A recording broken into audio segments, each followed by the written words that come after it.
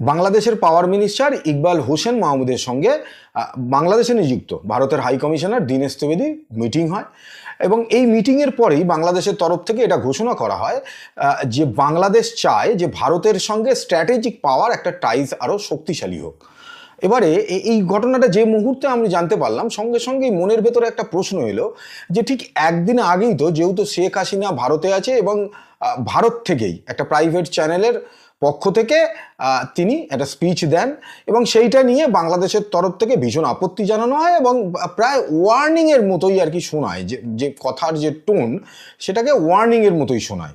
এবারে একদিন আগে ওয়ার্নিং ভারতের জন্য ছিল, একদিন পরে রিকোয়েস্ট মতোই শোনাচ্ছে আর কি, কারণ হঠাৎ করে টাইজ করতে চাইছে কিন্তু পাওয়ার সেক্টরে। এইটা যখন এলো তখন মনে হলো যে একটু খুঁটিয়ে দেখি যে বিষয়টা কী। তা সেখান থেকে জানতে পারলাম যে বাংলাদেশ বা ভারতের থেকে আরও বেশি পরিমাণে ডিজেল চাইছে।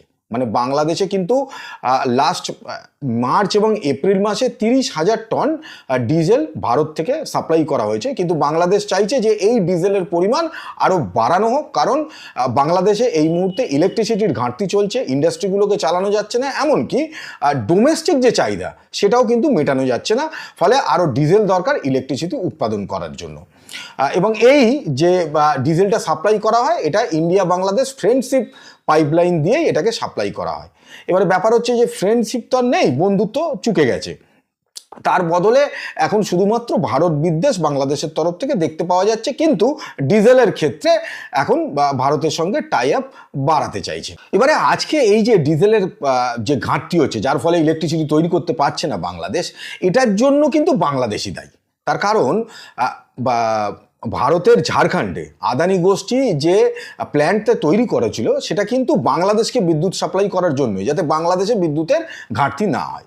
তা যে মুহূর্তে শেখ হাসিনার এখানে চলে আসা এবং সেখানে ইন্টারিম গভর্নমেন্ট মোহাম্মদ ইউনিস যে মুহূর্তে বসলো এবং সেখানে আজকের যে যারা এনসিপি দলটা গঠন করেছে বাংলাদেশে, সেই সমস্ত চ্যাংপ্যাংরা তারা লাফালাফি শুরু করলো যে ভারতের থেকে কিছু চাই না, এবং সেখানে ভারত বিদ্বেষ এমন একটা জায়গায় পৌঁছলো যে আদানি এটা বুঝতে পারলো যে আগামী দিনে টাকা পাওয়া বাংলাদেশের থেকে মুশকিল আছে। সেই কারণেই কিন্তু আদানি গোষ্ঠী বাংলাদেশের কাছে বললো যে তুমি ভাই টাকাটা ফেরত দিয়ে দাও যেটা ধার আছে।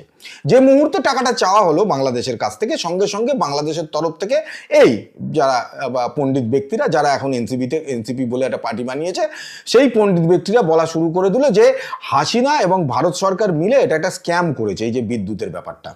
এখন মুশকিল হচ্ছে যে যখন আপনি খুব লাফাতে থাকবেন তখন কিন্তু পড়াশোনাটা করা যায় না। পড়াশোনা করতে গেলে আপনাকে একটু স্থায়ী হয়ে শান্ত হয়ে বসতে হয়। তা সেই শান্ত হয়ে বসার মতো সময় সেই সময় এদের হাতে ছিল না, যে এগ্রিমেন্টটা পড়ে দেখতে হবে যে আদানির সঙ্গে বাংলাদেশের তৎকালীন শেখ হাসিনা গভর্নমেন্টের কি চুক্তি হয়েছিল। চুক্তিতেই পরিষ্কার করে বলা ছিল যে বাংলাদেশকে একটু বেশি দাম দিতে হবে, তার কারণ হচ্ছে আদানি গোষ্ঠী বিদ্যুৎ উৎপাদন করতে যে কয়লাটা লাগবে সেই কয়লাটা আদানিকে আনতে হচ্ছিল অস্ট্রেলিয়া থেকে, সেই কারণেই এই বিদ্যুতের দামটা একটু বেশি পড়বে। এবারে এইটা এগ্রিমেন্টে আছে, তাহলে এটা স্ক্যাম কি করা? স্ক্যাম কোনটা? যেটা লুকোনো হয়, যেটা মানুষকে জানতে দেওয়া হবে না, যেটা এগ্রিমেন্টের মধ্যে থাকবে না, সেটাকে বলে স্ক্যাম। এবারে কোনটা স্ক্যাম আর কোনটা এগ্রিমেন্ট, এই বিষয়গুলো বুঝতে গেলে ওই বললাম পড়াশোনা এবং তার সাথে সাথে একটা ডেমোক্রেটিক ভাবনা চিন্তা। মৌলবাদ যখন মাথার ভেতরে ঢুকে যায় না, মাথা থেকে শরীরে সর্বত্র যখন মৌলবাদ দৌড়তে থাকে, তখন এই বিষয়গুলো বোঝা যায় না, ফলে বাংলাদেশের পক্ষেও তখন বোঝা সম্ভব ছিল না। যদিও তারপরেও কিন্তু বাংলাদেশ বেশ কিছু টাকাটা তারা শোধ করেছে এবং আদানি বিদ্যুৎ যে পরিমাণে দেওয়া হতো বাংলাদেশকে সেখান থেকে রিডিউস করেছে, এটাও ঘটনা, কিন্তু বিদ্যুৎ দেওয়া বন্ধ করা হয়নি। বাংলাদেশ কিন্তু এখনো পুরো টাকা শোধ করতে পারেনি, তারপরেও বিদ্যুৎ বন্ধ করা হয়নি। এবারে বাংলাদেশের কাছেই আমার প্রশ্ন, আজকের যে গভর্নমেন্ট আছে তাদের কাছেই প্রশ্ন, যে একদিকে ভারত চাইছে বন্ধুত্ব, আজও চাইছে, ভারত সরকারের তরফ থেকে আজও বন্ধুত্বের বার্তা দেওয়া হচ্ছে। এমনকি মোহাম্মদ ইউনিস চলে যাওয়ার পর তারিক রহমান যখন দেশে ফিরলেন এবং তারপরে যখন নির্বাচনে গেলেন, তার আগেই কিন্তু খালেদা জিয়া মৃত্যু হলো এবং তারপরে কিন্তু ভারতের তরফ থেকে প্রতিনিধি সেখানে পাঠানো হয়েছিল কন্ডোলেন্স জানাবার জন্য। এই ঘটনা হলো, তারেক রহমান প্রধানমন্ত্রী হলেন, সেখানেও কিন্তু নরেন্দ্র মোদী তাকে অভিনন্দন জানালেন। কিন্তু তার কারণ ভারত এটা চাইছিল যে মোহাম্মদ ইউনূস যেটা করেছিল তার বদলে অন্য কিছু করবে তারেক রহমান। কিন্তু সেটা কি তিনি করলেন না। তার বদলে তিনি এই মুহূর্তে ভারতের যে শত্রু রাষ্ট্র চায়না, যে সর্বক্ষণ ভারতের পিছনে পড়ে রয়েছে, সেই চায়নাকে আজকে বাংলাদেশের বিভিন্ন পোর্ট দিয়ে দেওয়া হচ্ছে। সবচেয়ে সেন্সিটিভ জায়গা ভারতের জন্য শিলিগুড়ি করিডোর বা চিকেন স্নেক, তার ঠিক কাছে লালমনিরহাটের বা পোর্টটা চায়নার হাতে তুলে দিয়েছে বাংলাদেশ। তার মানে বাংলাদেশ কি চাইছে? বাংলাদেশ কি বন্ধুত্ব চাইছে? বাংলাদেশ বন্ধুত্ব চাইছে না। এই ঘটনার পরেও কিন্তু ভারতের তরফ থেকে তারেক রহমানকে ব্রিক্স সম্মেলনে যোগ দেওয়ার জন্য এই সেপ্টেম্বর মাসের 12 এবং 13 তারিখে যে ব্রিক্স সম্মেলন হচ্ছে সেখানে যোগ দেওয়ার জন্য তাকে আমন্ত্রণ জানানো হয়েছে।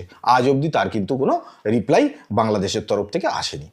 তারেক রহমান প্রধানমন্ত্রী হওয়ার পর বা কোথায় কোথায় গেলেন না, তিনি চায়নায় গেলেন এবং মালয়েশিয়াতে গেলেন, তার পাশে ভারত সেখানে কিন্তু এলেন না।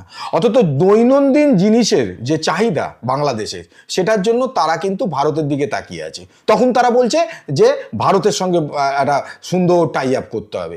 আর তারপরে ডিফেন্স এগ্রিমেন্ট কার কার সাথে হচ্ছে না, ট্রেনিং চলছে, যেটা আগে ভারতীয় মিলিটারির সঙ্গে করা হতো, এখন পাকিস্তানের সঙ্গে করা হচ্ছে। চায়নাকে তো ঢুকানোই হচ্ছে, আমেরিকা ঢুকে পড়েছে। ফলে বাংলাদেশকে আগামী দিনে একটা মৌলবাদী শক্তিতে পরিণত করার চেষ্টা বাংলাদেশের তরফ থেকে কনস্ট্যান্ট হয়ে চলেছে। কিন্তু তারপরও ভারতের তরফ থেকে, ভারত সরকারের তরফ থেকে বাংলাদেশ সম্বন্ধে কিন্তু একটা কথাও বলা হচ্ছে না সেইভাবে। সেখানে কিন্তু এখনও একটা সুন্দর রিপ্লাই ভারতের তরফ থেকে যাচ্ছে এবং এইটাই বোধহয় বাংলাদেশের কাছে একটা ভুল বোঝাবুঝি তৈরি হচ্ছে। মানে ভারত এইটা সর্বক্ষণ বলে চলেছে যে বাংলাদেশ শান্ত থাকুক, বাংলাদেশ একটা ডেমোক্রেসি সেখানে বজায় থাকুক, এটা ভারতের জন্য ভীষণ জরুরি।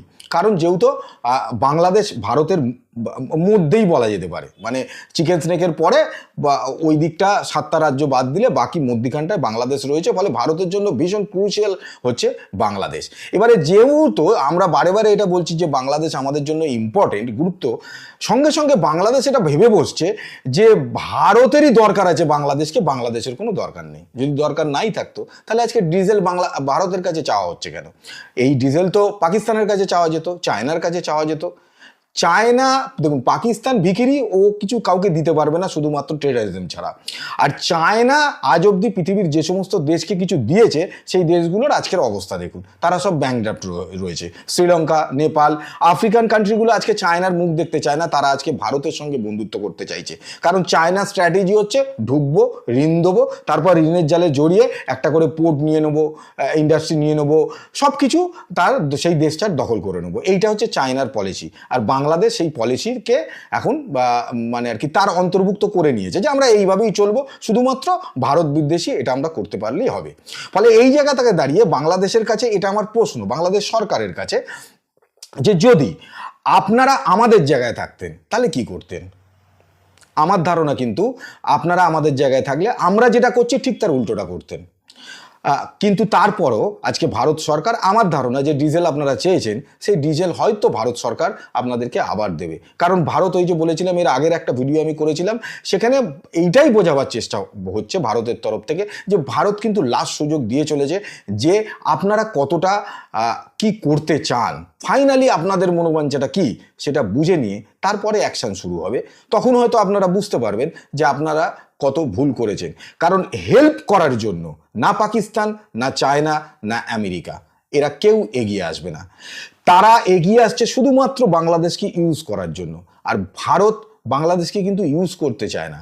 ভারত চায় বাংলাদেশের সঙ্গে একটা সম্পর্ক বজায় থাকুক, যেটা আমার দেশের সরকারের ভিশন বা কি বলবো আর কি, মানে তারা এটাই করতে চাইছে যে আপনাদের সঙ্গে একটা ভালো সম্পর্ক বজায় থাকুক, যাতে আমাদের দেশটাও সুরক্ষিত থাকে, সিকিউর থাকে। কিন্তু আপনারা সেটা করছেন না, এইটা কিন্তু ঠিক নয়। আপনারা পারলে ভেবে দেখবেন যে এই যেগুলো করছেন সেটা দিয়ে আপনারা কোথায় পৌঁছবেন। আপনারা কি আদতে পাকিস্তান হতে চাইছেন? যদি হন তাহলে ভালো কথা, আপনাদের দেশ আপনারা বুঝবেন যে সেটাকে আপনারা কিভাবে চালাতে চান।